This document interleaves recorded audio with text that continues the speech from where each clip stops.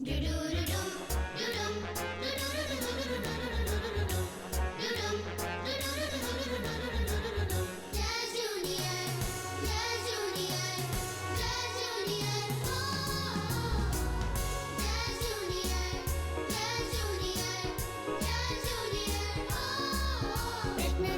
और थिएटर में नाम हम बनाएंगे, योगा अपनाएंगे, मिलके अपनी राह बनाएंगे, विद्या एजुकेशन से सीखते ही जाएंगे, झूमे नाच गाएंगे, सितारों से आगे भी दुनिया बनाएंगे।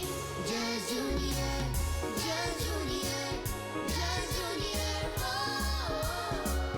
जय जूनियर, जय जूनियर, जय जूनियर, ओ।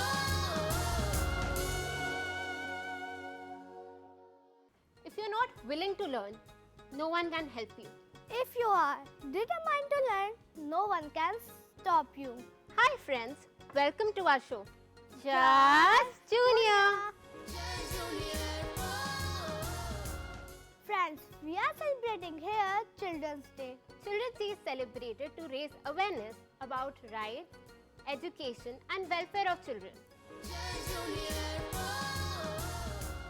तो फ्रेंड्स, जैसा कि आप देख ही सकते हैं, हमारे पीछे एक बैंड है जो कि चिल्ड्रंस डे के स्पेशल ओकेजन में एक खास परफॉर्मेंस देने वाले हैं।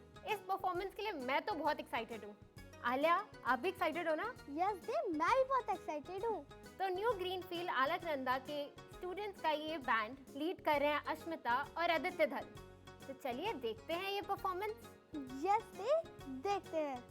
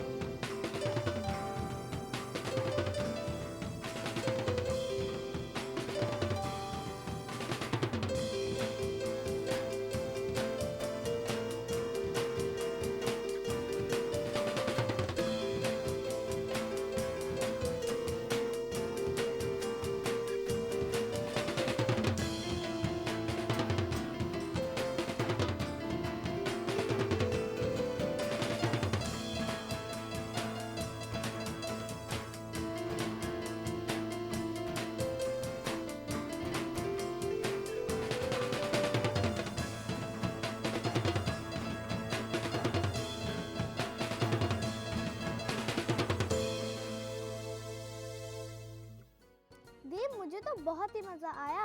आपको कैसा लगा? It was an amazing performance Alia. Alia, आपको पता है मैं अपने स्कूल के बैंड की लीड सिंगर थी। और मैं अपने स्कूल में पियानो सीख रही हूँ। Very nice Alia. तो चले अपना शो आगे बढ़ाते हैं और एक मोटिवेशनल स्किट की ओर चलते हैं। So let's invite the students of New Greenfield School, Alaknanda, for another performance. The topic of the skit is पढ़ेगा इंडिया तभी तो बढ़ेगा इंडिया।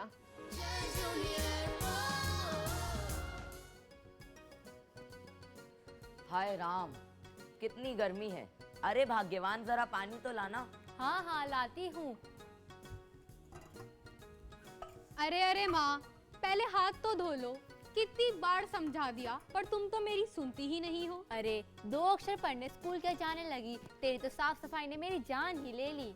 अरे बिटिया सही ही तो कह रही है, ये पढ़ाई लिखाई ही तो है जो हमें इंसान बनाती है।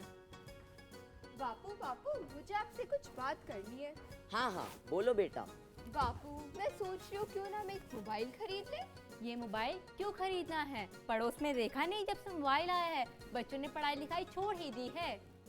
अरे माँ, तुम्हें नहीं पता इसके कितने फायदे होते हैं। अब तुम खुद ही को देख लो, पहले तुम खत हमसे पढ़वाती थी, अब जब तुम्हें खुद ही पढ़ना लिखना आ गया तो खुद ही पढ़ लेती हो। देखा पढ़ाई का फायदा। और बापू, आपने मेरी आगे की पढ़ाई के लिए इतने खर्चे किए हैं, अब मैं और किताबों के खर्चे का बोझ आपके सिर पर नहीं डालना चाहती। बस एक मोबाइल दिला दो, वही मेरे लिए लाइब्रेरी के समान होगा। और बल्कि बापू, ये तो आपके भी फायदे की चीज है, आपकी कृषि संबंधित जानकारी इससे प्राप्त हो सकती है। और माँ, आपका शिक्षा केंद्र, उसमें भी ये बहुत सहयोगी है। हाँ हाँ बापू, दीदी बिल्कुल सही कह रही है। आपको पता है मोबाइल पर गूगल की मदद से हम कितनी ही किताबें एक ही जगह बैठे पढ़ सकते हैं, वो भी किसी भी भाषा में। अच्छा ऐसा होता है, पढ़ाई पर तो सब कुछ कुर्बान, खरीद लो। बस करते रहो इनकी मांगे पूरी। सब तो इनकी पढ़ाई लिखाई पर लगा ही दिया है, कुछ शादी ब्याह के लिए रखे कि नहीं? अरे तुम चुप रहो, पढ़ाई के लिए ही तो मांग रहे हैं, खरीदने दो। अब आएगा ना मजा। अरे किस बात पर इतनी चर्चा हो रही है, मैं भी तो सुनूं। अरे आओ आओ चौधरी, बैठो बैठो। अरे आओ चौधराइन, कैसी हो तुम? यही कुछ हिसाब किताब ही करने आ रहे थे, तो मैंने सोचा मैं भी आ जाऊं। अच्छा हुआ तुम आ गए, मैं तो खुद ही तुम्हारे पास आने वाला था। एक बेटिया को मोबाइल खरीदना है और दूसरे की स्कूल की फीस भरनी है, सोचा कुछ पैसे ही उधार ले लूं। बिरजू तेरी मत मारी गई है, क्या करेगा बेटियों को इतना पढ़ाकर, पराया धन होती हैं बेटियां, इन्हें इतना पढ़ाने का कोई फायदा नहीं। मैं तो खुद अपनी बेटी का ब्याह करवा रहा हूँ। चल नए खर्चे बाद में करियो, पुराना हिसाब किताब निपटा दो। हिसाब किताब जरा दिखाना तो। अरे दीदी तुम माँ को समझाओ, ये मैं देख लेती हूँ। अरे ये क्या, ये 200 के बीच 2000 के कब से हो गए? 2000? बाजार जाते समय तो मैंने 200 रुपए लिए थे और ब्याज के साथ मुझे 500 लौटाने थे, फिर ये 2000 कैसे चौधरी साहब? जरूर दाल में कुछ काला है। अरे दीदी दाल में कुछ काला नहीं है, यहाँ तो पूरी की पूरी दाल ही काली है। क्यों चौधरी साहब? दिखाना बिटिया, जरूर मुंशी से कुछ गलती हुई होगी। बिरजू तू घर आना, उधर हिसाब किताब करेंगे। अरे अरे चौधरी साहब, आप कहाँ पतली गली से खिसक लिए? पहले इस बात का जवाब तो दीजिए, आखिर इतनी बड़ी गलती आपसे हो कैसे सकती है? हाँ हाँ बापू, आपके पैर क्यों कांप रहे हैं? अवश्य ही दीदी सही कह रही हैं, अवश्य ही आप ही ने कुछ गलत किया है। अगर आज आपने मुझे पढ़ाया होता तो मैं यह नौबत आने ही ना देती, परंतु ना तो आपने माँ को पढ़ाया और ना ही मुझे। हमारे लिए तो काला अक्षर भैंस बराबर है, उस पर से आप मेरा विवाह और करने चले हैं। मुझे नहीं करना ये विवाह, मुझे नहीं बंधना इन विवाह के बंधनों में। अब मुझे भी पढ़ना है। दीदी आप ही बताओ मैं कैसे पढ़ सकती हूँ? हम तुम्हारा दाखिला विद्यालय में करा देंगे, फिर तुम भी पढ़ लेना। और चौधरी साहब, पिक्चर तो अभी बाकी है, अभी तो मैं पहले एक बार पूरे गांव का हिसाब देखूंगी। बस बेटा मुझे और शर्मिंदा मत करो, मुझे अपनी गलती का एहसास हो गया है। मैंने अपनी बेटी और चौधराइन को ना पढ़ाकर बहुत बड़ी गलती कर दी है। अब मैं इस गलती को सुधारूंगा और ब्याज से कमाया हुआ सारा पैसा तुम्हारे शिक्षा केंद्र को देता हूँ। और बहन हाँ, अब मैं भी तुम्हारे शिक्षा केंद्र में हिस्सा लूंगी। हाँ हाँ बहन जरूर। चलो ये तुमने बहुत अच्छा निर्णय लिया, क्योंकि पढ़ेगा इंडिया तभी तो बढ़ेगा इंडिया। हाँ हाँ, पढ़ेगा इंडिया तभी तो बढ़ेगा इंडिया। ओह ग्रेट, इस स्किट में बताया गया कि बच्चों को पढ़ना कितना जरूरी है। What an amazing performance, kids! Alia, क्या तुम्हें अपने राइट्स के बारे में पता है? नहीं दी, मुझे नहीं पता, किसी ने बताया ही नहीं। According to the Constitution of India, Article 21A, every child in the age group of 6 to 14 years has a right to free, compulsory elementary education. चलो, तो आज बात करेंगे अपने एक्सपर्ट से कि कॉन्स्टिट्यूशन ने बच्चों को कौन कौन से राइट्स दिए हैं। हम भी जान जाएंगे और हमारे जूनियर फ्रेंड्स भी कि हमारे कौन कौन से अधिकार हैं। Let's welcome to our show Mr. Sushant Changotra, Additional District and Sessions Judge and Special Secretary, Delhi Legal Services Authority. Welcome to our show, sir. Thank you, sir. Welcome sir to our show. Please have a seat, sir. Thank you very much. Let's welcome Mr. Sumit Anand, Additional Secretary, Delhi Legal Services Authority. He has an experience of 9 years. Welcome to our show, sir. Please have a seat. Welcome sir. Thank you. आज का हमारा topic है the rights of a child. तो देख लेते हैं इस पर एक शॉर्ट फिल्म।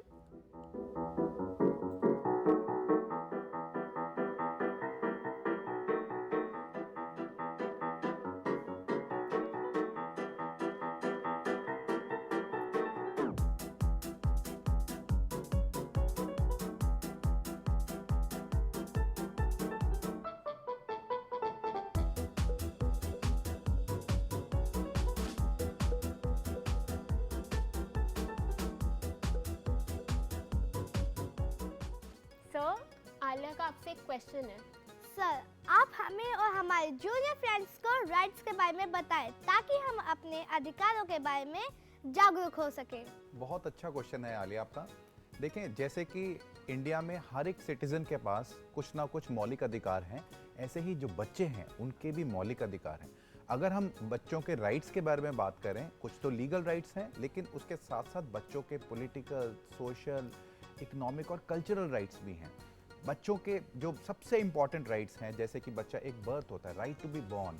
अब बच्चे के लिए हमारे यहाँ पे सोसाइटी में बहुत तरह की कुरीतियाँ भी थी, वो अभी भी कुछ कुछ जगह पे हैं, तो इसके लिए एक right to be born, right to protection from female foeticides का एक राइट है। उसके बाद जैसे बच्चा बड़ा होता है उसका right to be protected. Protection किससे? Protection from all sort of exploitations. किसी तरह की बच्चे की एक्सप्लॉयटेशन, उसका राइट है to be protected from that exploitation. उसके बाद राइट टू एजुकेशन, हर बच्चे का एक फंडामेंटल राइट है। Article 21A of constitution of India बताता है कि हर एक बच्चे का जो कि जिसकी एज 6 to 14 ईयर्स के बीच में है, उसका फंडामेंटल राइट है टू गेट एलिमेंट्री एजुकेशन। उसके बाद बच्चों के और भी बहुत छोटे छोटे राइट्स हैं जो कि एज ए सोसाइटी हम सबको प्रोटेक्ट करने होते हैं। सर, अब हमें और हमारे फ्रेंड्स को पता ही चल गया होगा कि हमारे अधिकार क्या है। तो सर, आज हमारे साथ जुड़े हैं न्यू ग्रीनफील्ड स्कूल अलकनंदा के बच्चे। वो आपसे कुछ क्वेश्चंस पूछना चाहेंगे sir. My question is for Sushant sir. How can equal opportunities be ensured for a girl child in co-curricular activities? Every child has a right to be brought up in a best possible environment and atmosphere. As a society member and as a law-abiding citizen of the country, it is our duty to ensure that there is no discrimination between the male child and a female child. As far as the ensuring equal opportunities regarding co-curricular activities or extracurricular activities is concerned, the law mandates that every child, irrespective of his or her gender, should be given the proper opportunities. And proper opportunities include not just with respect to studies, but with respect to the other opportunities which are co-curricular activities, etc. But I will like to emphasize one more thing. First, most important thing is that the girl should realize their potential and they should start asserting it. The moment you realize that this is the right which is required, then you will also lead by example. Then nobody will be able to stop. You just need to focus on two important things: patience and perseverance. The moment you start doing it, you might come across as shining example of girl children excelling in co-curricular or extracurricular activities, just like Saina Nehwal, PV Sindhu, Mary Kom. So you can be the next Mary Kom. We all believe in that. Thank you, sir. Thank you so much for the answers, sir. Can I have the next question from the students, please? My question is for Sumit sir. In my surroundings, lots of children are working as domestic servants. How can we help them in exercising their right to education? देखिए, right to education has been made a fundamental right in the constitution of India under article 21A. It is mandatory that every child up to the age of 6 years must get elementary education, and after that they must not be engaged in any hazardous activities until they attain the age of majority. उन बच्चों की मदद करने के लिए हम सबसे पहले ये कर सकते हैं कि जब हमें पता लगे कि किसी ने अपने घर में किसी बच्चे को एज डोमेस्टिक सर्वेंट रखा हुआ है, तो हम उस बच्चे के प्रति एक आवाज़ उठाएं, उसकी मदद करने की कोशिश करें. There are authorities which are working day in and day out for protection of children. For example, there is a child line जिसका नंबर है 1098. आप कुछ नहीं कर पा रहे हैं उस बच्चे की मदद के लिए, तो एटलीस्ट आप उस चाइल्ड लाइन पे फ़ोन करके उस बच्चे की मदद कर सकते हैं. Then there is Delhi State Legal Services Authorities which is continuously working for the help and betterment of children, जिनका टोल फ्री हेल्पलाइन नंबर है 1516. आप वहाँ फ़ोन करके उनको भी बता सकते हैं. They can help the children. Then there are institutions like DCPCR, NCPCR, which are special bodies for protection of children. उनकी भी मदद की जा सकती है. और सबसे ज़्यादा ज़रूरी है हमें उन लोगों को ये बताना जो उन बच्चों को डोमेस्टिक सर्वेंट्स में एम्प्लॉय करते हैं, that it is a punishable offence. उनको सज़ा हो सकती है, उनके खिलाफ FIR रजिस्टर हो सकती है, they will have to undergo prosecution. तो जब लोगों को ये अवेयरनेस हो जाएगी कि वो बच्चों को अपने घर में डोमेस्टिक सर्वेंट्स रख के अपराध कर रहे हैं, तो ये प्रॉब्लम कम हो जाएगी. Thank you, sir. Can you please pose the next question, please? मेरा प्रश्न सुशांत सर से है कि हम बच्चों में उनके अधिकारों के बारे में जागरूकता कैसे पैदा कर सकते हैं. देखिए, जो अधिकार हैं वो लॉ ये प्रिज्यूम करता है कि हम सबको पता है, लेकिन असल में इसकी इंफॉर्मेशन पहुंचना एक बहुत इंपॉर्टेंट एस्पेक्ट है। इंफॉर्मेशन हमेशा डिसेमिनेट करने से ही पता लगती है। इंफॉर्मेशन किताबों से मिलती है, टीवी से मिलती है, खेल से मिलती है, अपने आसपास के वातावरण से हमें मिलती है। और जो बच्चों के अधिकारों की बात आती है, आज से 20 साल पहले तक बच्चों के अधिकारों के बारे में बात कम की जाती थी। परिवारों में भी बच्चों के साथ अपनापन बहुत था, प्यार बहुत था, लेकिन ये सोच नहीं थी कि बच्चों के भी अधिकार हैं। सो आज के समय में ये जो एक मुहिम चल रही है बच्चों के अधिकारों के बारे में उनको बताने की, इसको आगे ले जाने के लिए सबसे इंपॉर्टेंट चीज़ है स्कूलों में बहुत ज़्यादा इस चीज़ के बारे में इंफॉर्मेशन देना। जैसे कि Delhi state legal services authority और देश की विभिन्न स्टेट लीगल सर्विसेज अथॉरिटीज़ इस दिशा में इतना काफ़ी काम कर रही हैं। वो काम के बच्चों के स्कूलों में जाती हैं, उनके घरों तक जाती हैं, उनके पेरेंट्स तक जाती हैं और टीचर्स में भी जाके बताती हैं कि बच्चों के अधिकार क्या हैं और उनको प्रोटेक्ट कैसे किया जाए। मैं इस चीज़ को आगे लेके जाकर आपको ये कहना चाहूँगा कि ये बच्चों का भी दायित्व बनता है कि जिस समय उनको अपने अधिकारों के बारे में जानकारी मिल जाए तो वो अपने तक सीमित ना रहें, वो उस चीज़ की जानकारी उन बच्चों तक लेके जाएं जो जिनके साथ वो खेलते हैं या फिर जिन बच्चों को इस चीज़ की जानकारी नहीं है। इस तरह से एक हम ह्यूमन चेन बना सकते हैं जिससे कि बच्चों के राइट्स की जानकारी उन तक पहुंच जाए। जैसे ही बच्चों को इस चीज़ की जानकारी होगी, इससे रिलेटेड जितनी भी ईवल प्रैक्टिसेस हैं, कुरीतियां हैं, वो धीरे धीरे समय के साथ कम होती जाएंगी। Thank you sir. So, sir, even I had a question. Nowadays, the headlines are full of child abuse cases. What are the preventive measures that we can take? That the cases of child abuse which are reported in police stations, they are just the tip of iceberg. There are so many cases which go unreported. They are largely because of the fact that the children are not aware.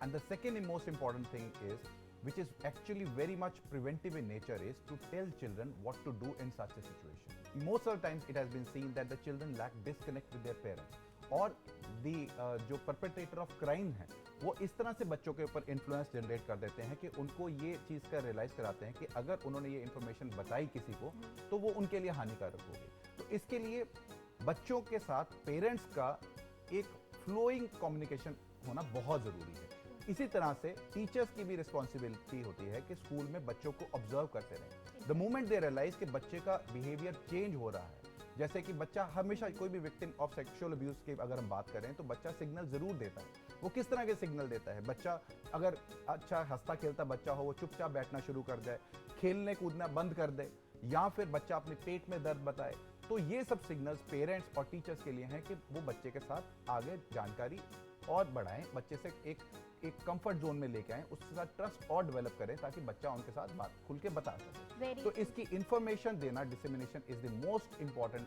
Feature to prevent such crimes. Very true, sir. I completely agree. It is the responsibility of the teachers and the parents equally. Can we please have the next question? मेरा प्रश्न Sumit sir से है। आज के इस चुनौतीपूर्ण माहौल में बच्चे अपना मानसिक संतुलन कैसे बनाए रख सकते हैं? देखिए, मानसिक संतुलन बनाए रखना बहुत ही अनिवार्य है, क्योंकि आज हम एक बहुत ऐसे समाज में जी रहे हैं जो बहुत स्पीडीली ग्रो कर रहा है। सोशल मीडिया इतना ज़्यादा एक्टिव हो चुका है। The world has actually become a global village.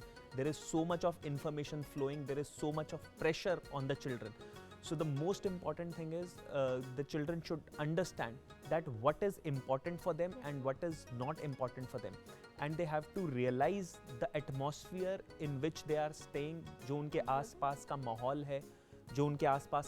है, उस माहौल को उन्हें समझना पड़ेगा और उस माहौल में उन्हें कैसे बिहेव करना है, कैसे react करना है, that they need to understand, and this their parents and their teachers play a very important and very significant role. They have to put the present day social media to good use. I think that is the best way to understand and prevent the mental health. और बच्चों को ये समझना पड़ेगा कि हर बच्चा अपने तरीके से एक यूनिक है. You cannot compare the capabilities of a fish that how he climbs on a tree.